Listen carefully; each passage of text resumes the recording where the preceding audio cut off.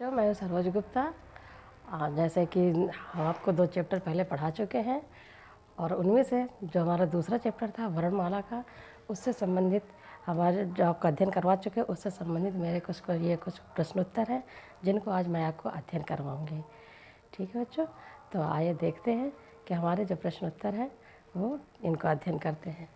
तो पहला प्रश्न है हमारा वर्णमाला की संख्या से ही है कि वर्णमाला में वर्णों की संख्या कितनी होती है ये बताना है कि हिंदी वर्णमाला में वर्णों की संख्या कितनी होती है, 50, 52, 57 या फिर 56।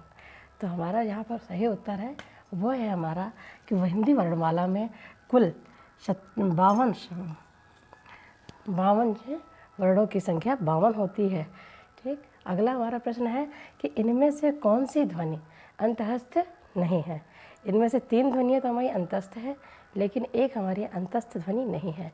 तो वही अगर आपने मेरी पिछली वीडियो देखी होगी तो मैंने आपको अंतस्थ व्यंजन के बारे में और उसमें व्यंजन, अंतस्थ व्यंजन, स्पर्श, इन सब के बारे में बहुत अच्छे से समझाया है। तो इसमें से देखिए कि किस पर ये अंतस्थ ध्वनियाँ कौन कौन सी हैं। तो वा, रा, बा और ला, इनमें से एक ध्वनि ऐसी है, व्यंजन ऐसा है जो अंतस्थ नहीं है। तो यहाँ पर हमारा जो सही उत्तर है, देखिए वा भी अंतस्थ है, रा भी है, ला भी है, लेकिन बा हमारा अंतस्थ व्यंजन नहीं है। तो यहाँ पर हमारा सही उत्तर है कि अंतस्थ व्यंजन, इसमें से जो अंतस्थ व्यंजन न होने की बात कह रहा है तो वो हमारा बा है। बा हमारा अंतस्थ व्यंजन नहीं है। ठीक, इनमें से अगला है कि इनमें से ऊष्म वर्ण कौन सा है। तो ऊष्म वर्ण में मैंने आपको बताया था, तो रा तो जैसे शा है, रा है, टा और ला, इनमें से एक हमारा ऊष्म है और बाकी 3 ऊष्म नहीं है। तो रा तो अंतस्थ में आ जाता है, ला भी अंतस्थ में आ जाता है, लेकिन अब बचे हमारे टा और सा और टा। तो इन दोनों में से हमारा जो है उस व्यंजन है वो हमारा शा है। इनकी संख्या उस व्यंजन की संख्या 4 होती है, जिसमें से शा, सा, सा और हा माने जाते हैं। ठीक, टा हमारा उसमें व्यंजन नहीं है, ना ही रा है और ना ही ला है। ठीक, अगला है हमारा री। जो हमारा ये री है, री को वर्णमाला में स्थान दिया गया है। किस में इसको स्थान दिया गया है? स्वरों में, व्यंजन में, संयुक्त व्यंजन में या अंतःस्थ व्यंजन में। तो यहाँ पर जो हमारा सही उत्तर है वो है कि री को स्थान स्वरों में दिया गया है। किस में दिया है? स्वरों में। ठीक, कि जब आप वर्णमाला में स्वर पढ़ते हैं आ, आ, ई, उसी में री भी आपका आता है। तो इस वर्णमाला में री को जो स्थान मिला है वो है स्वर, स्वरों में इनको स्थान मिला हुआ है। अच्छा, अगला हमारा प्रश्न है, निम्न में से कौन मूर्धन्य ध्वनि नहीं है। इनमें से 3 तो मूर्धन्य है लेकिन एक हमारी मूर्धन्य ध्वनि नहीं है। तो जैसा कि बताया जा चुका है आपको कि इनमें से मूर्धन्य, अगर आपने मेरी पिछली वीडियो देखी होगी तो उनमें से आपको मूर्धन्य ध्वनि आपको देखने में बिल्कुल आपत्ति नहीं होगी कि इनमें से कौन सी मूर्धन्य ध्वनि होगी। तो इनमें से 3 ध्यान से सुनिएगा और इस सबसे पहले तो एग्ज़ाम में आप अपने जितने भी प्रश्न हैं उन्हें 2 बार 3 बार ज़रूर पढ़ा करिए, जिससे आपको सही उत्तर निकालने में आसानी हो जाए। वर्णों को बहुत ज़्यादा घुमा फिरा कर रख दिए जाते हैं उनमें, जिससे हम कंफ्यूज हो जाते हैं और सही उत्तर न लगाकर हम गलत उत्तर लगा देते हैं। इसीलिए सबसे पहला तरीका यही होता है कि कोई भी प्रश्न आप पढ़ें तो उसे 2 बार 3 बार ज़रूर पढ़ें, फिर उसका आंसर आप टिक करें। तो जैसे कि यहाँ पर निम्न में बताया गया कि निम्न में से कौन मूर्धन्य ध्वनि नहीं है, ना के बारे में पूछ रहा है कि नहीं है। तो इनमें से 3 तो हमारी मूर्धन्य ध्वनि है लेकिन एक नहीं है। तो जो नहीं है वो है हमारा ये ड़ा।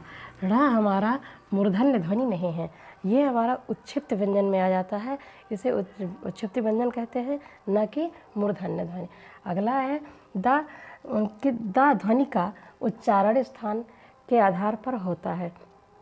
जो हमारे मुख के उच्चारण के स्थान पर इसका स्थान कहाँ है, कौन से उसे वर्ग में आता है, तो इसके बारे में आपको बताना है कि इसका उच्चारण स्थान क्या है। किसके आधार पर? उच्चारण स्थान के आधार पर इसका जो नाम है ध्वनि का, उसको ये कौन से उसमें वर्ग में आता है। तो जैसे कि तालव्य में आता है, दंत में, ओष्ठ में या कंठ में।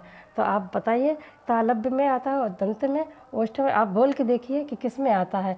इस जैसे कि दा को जब हम बोलते हैं तो इसको क्या छुपता है हमारा, दांत।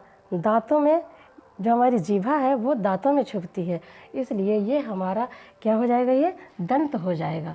बच्चों वीडियो हमारी पूरी लास्ट तक देखिएगा, इसमें मैं बहुत अच्छे आपके लिए प्रश्न लेकर के आई हूँ, बहुत मेहनत से लेकर के आई हूँ, इसलिए बीच में मत छोड़िएगा और इसको पूरे लास्ट तक ज़रूर देखिएगा।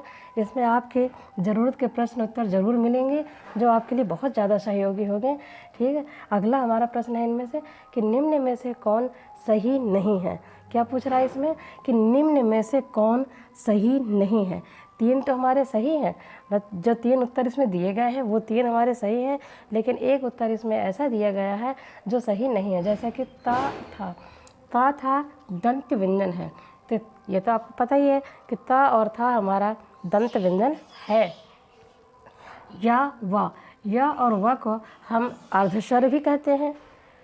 ठीक, अर्धस्वर इनको कहा जाता है, लेकिन शा ऊष्म व्यंजन है। तो हाँ, ये भी बात सही है कि शा हमारा ऊष्म व्यंजन है, लेकिन जो हमारा ये है व्यंजनों का उच्चारण बिना स्वर के हो सकता है, ये बात बिल्कुल गलत है। व्यंजनों का उच्चारण बिना स्वर के नहीं हो सकता है। तो हमारा जो उत्तर है इसका ये होगा कि बिना स्वर के उच्चारण, व्यंजनों का उच्चारण बिना स्वर के नहीं हो सकता है। ठीक है, तो हमारा इसमें कौन सा उत्तर, निम्न में से कौन सा सही नहीं है, तो ये हमारा सही नहीं है। जैसे कि इसमें देखा गया कि व्यंजनों का उच्चारण बिना स्वर के हो सकता है, तो ये नहीं हो सकता, तो ये हमारा गलत उत्तर लिखा हुआ है। ठीक है, तो अगला है हमारा निम्न में से कौन प्रकंपित व्यंजन है। ठीक, कौन सा है, च, ख, र या फिर टा। इनमें से केवल एक ही, पूरे व्यंजन में एक ही प्रकंपित व्यंजन है जो है ये चा भी नहीं है, खा भी नहीं है, रा और टा। तो इन दोनों रह गए। तो रा और टा में तो टा भी हमारा प्रकंपित व्यंजन नहीं है। रा ही एक ऐसा वर्ड है जिसको बोलते समय जब हमारी जो जीभा है वो कंपन करती है, कंपन करने की वजह से ही इसको प्रकंपित व्यंजन कहते हैं। तो हमारा जो सही उत्तर है इसमें वो ये है कि र हमारा प्रकंपित व्यंजन है।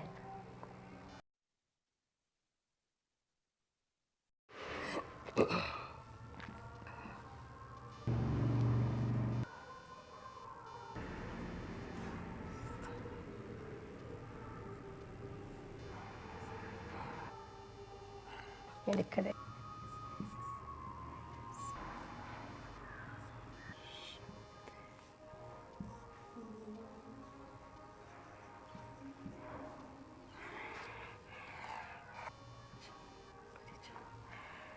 अगला प्रश्न है कि दंत्योष्ठ से उच्चारित होने वाले व्यंजन हैं, कौन कौन से व्यंजन हैं और कौन नहीं है। तो इनमें से पूछा जा गया है कि दंतोष्ठ से उच्चारित होने वाला, जो दांतों से बोले जाएं उन व्यंजनों के बारे में बताना है कि कौन से हैं। तो फ व ट ठ या र या फिर ता था। तो यदि आपको आ रहे होंगे स्पर्श व्यंजन वगैरह का अध्ययन कर रखा होगा तो आपको बहुत आसानी से समझ में आ गया होगा कि इसमें से दंतोष्ठ व्यंजन हमारे कौन कौन से होते हैं। तो ये जो है जैसे कि फा वा, ये फा वा हमारा कहाँ से बोले जाते हैं, मुंह से। मुंह के जब हमारी जीभ, मतलब जब हमारे दांत होते हैं ना, वो होठों में जाके छुपते हैं। तो जो दांत है वो कहाँ जाके छुपते हैं, जब उच्चारण करते हैं होठों में छुपते हैं, इसीलिए इनको दंतोष्ठ कहते हैं। तो हमारा जो सही उत्तर है वो है ये कि फ और वा। आप बोल के देखो, फ और वा जब बोलेंगे तो हमारे जो ऊपर के दांत हैं वो नीचे वाले होठ में जाकर छुपते हैं, इसीलिए इनको दंतोष्ठ व्यंजन कहते हैं। टा और ठा दंतोष्ठ नहीं है। ये कौन सा है ये आप जानते होंगे। या रा और ता था ये भी हमारे दंतोष्ठ नहीं है। टा और ठा इसके किसका उच्चारण स्थान कहाँ पे हो रहा है, ये हमारा मूर्धन्य में हो रहा है। तो ये हमारे जो है ये मूर्धन्य वर्ड है। या और रा ये भी हमारे ये कैसे हैं, ये अंतस्थ में आ जाते हैं। ता और था ये हमारे दंत में आ जाते हैं, ना कि दंतोष्ठ में। तो जो जिन अंगों में जैसे वा फा और वा के उच्चारण में दांत और होंठ दोनों का सहारा लेना पड़ता है, इसीलिए इनको दंतोष्ठ बोलते हैं। तो फा और वा ऐसे वर्ड हैं जिन्हें बोलने में दांत और होठों का सहारा लेते हैं, इसीलिए ये हमारा सही उत्तर हो रहा है कि फा और वा दंतोष्ठ व्यंजन है। फिर अगला है, निम्न में से किस वर्ण का उच्चारण स्थान कंठ नहीं है? तो उच्चारण स्थान में पहला स्थान हमारा कंठ ही आता है, तो कंठ नहीं है। क्या पूछ रहा है इसमें कि निम्न में से किस वर्ण का उच्चारण स्थान कंठ नहीं है? ना के बारे में पूछ रहा है, ना कि हाँ के बारे में। तो इनमें से 3 वर्ड ऐसे हैं जिनको बोलने में कंठ, इनका स्थान कंठ है, लेकिन एक वर्ड ऐसा है इसमें जिसका स्थान कंठ नहीं है, उसी को हमें बताना है। का भी हमारा कंठ है, गा भी कंठ है, खा भी कंठ है और ता भी कंठ है। जैसे मैंने आपको पहले बताया था कि कतम दव से मैंने आपको याद बताया था, तरीका बताया था याद करने का कि बहुत साधारण तरीका है। इसी तरीके से मैंने भी याद कर रखा है और मुझे ऐसे ही आता है ये भी। तो यहाँ पे जो हमारा ता है, ये हमारा ता जो है ये हमारा कंठ नहीं है, इसका उच्चारण स्थान कंठ नहीं है, बल्कि क्या है, दंत निकल के आता है। तो ये यहाँ पे जो गलत वर्ड लिखा हुआ वो है ता, कि इसका स्थान कंठ नहीं है, बल्कि का, खा, गा और घा इन चारों का स्थान कंठ है। अगला प्रश्न है हमारा, निम्न में से कौन सही शब्द है? ऐसे प्रश्न बहुत आते हैं इसमें एग्जाम्स में आपके, तो इनमें से 3 आपके गलत बता दिए जाएंगे और एक वर्ड सही बता दिया जाता है। तो आपको बताना है कि इनमें से कौन सही है। क्या बोलेंगे इसको? परीक्षा या परीक्षा? हम क्या बोलें? बहुत उच्चारण गलत होते हैं और लिखते भी हम गलत है, कई बार गलत भी लिख जाते हैं, समझ में नहीं आता क्या वर्ड सही होता है। तो इसीलिए इनको भी रखे जाते हैं एग्जाम्स में कि कौन सा उच्चारण आपका सही है। तो आप बताएं। तो ये है हमारा जो परीक्षा जो आता है, ये 12 नंबर का उत्तर ये हमारा सही है। सही वर्ड जो बोलने का तरीका होता है वो है हमारा परीक्षा, ना कि परीक्षा है, ना परीक्षा, ना इन 3 में से कोई हमारे नहीं होते हैं और ये हमारा सही उत्तर है। अगला है कि निम्न में से कौन संयुक्त वर्ण नहीं है? ये क्या पूछ रहा है इसमें? संयुक्त वर्ण न होने के लिए पूछ रहा है। तो संयुक्त वर्णों की संख्या कितनी होती है यह भी बता चुके हैं हम कि इनकी संख्या 4 होती है। कौन कौन सी होती है? क्या भी हमारा संयुक्त व्यंजन में आता है, छा भी संयुक्त व्यंजन में आता है, त्रा भी आता है, लेकिन ये जो री है हमारा ये संयुक्त व्यंजन में नहीं आता है, इसकी ये स्वरों में आता है।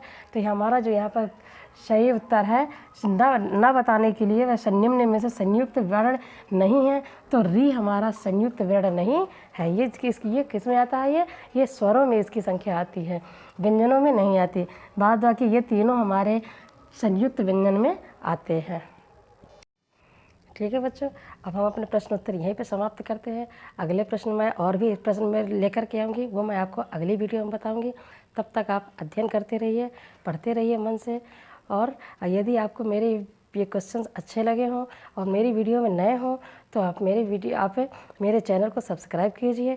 वीडियो अच्छी लगी हो तो उसे लाइक करिए, शेयर करिए और हमसे जुड़े रहिए, हिंदी को अपनाते रहिए। जय हिंद, जय भारत।